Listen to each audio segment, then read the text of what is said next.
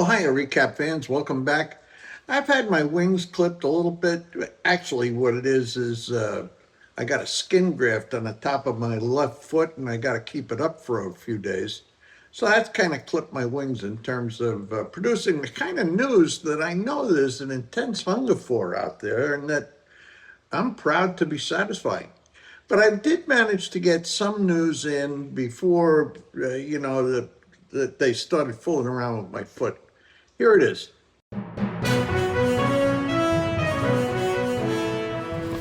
Well, this is the Vero News newspaper. And it's usually got articles about the latest developments in Alzheimer's, hospital news, things like that. And unusually, I found an article here that says the headline is Convicted Cattle Rustler avoids years in prison with a plea deal on rustling charges. Now, you're probably as surprised as I am to hear that in a place like Vero Beach, there can be a cattle rustler. Well, the fact of the matter is that Florida is a major producer of cattle. In fact, we're number 18. Now, the cattle rustler is a guy named Scott Eric Smith. Here he is. And it turns out he's a fugitive from Wyoming for cattle rustling as well. Now, you say to yourself, well, I can understand there'd be a cattle rustler in Wyoming, but in Florida, what? Well, Florida is number 18 in among the states in cattle production. And in fact, it's bigger than Wyoming. Wyoming is number 25.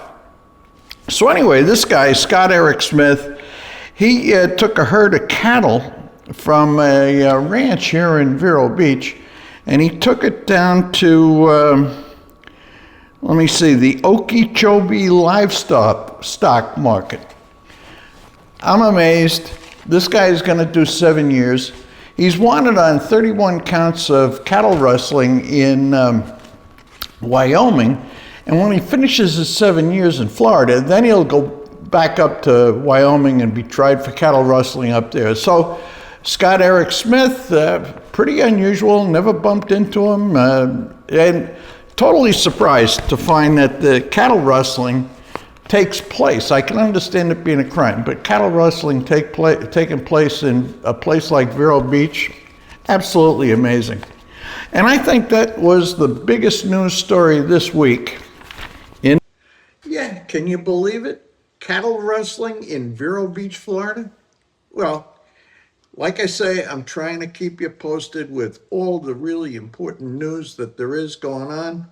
And I expect to be back in action, I don't know, within a few days anyway.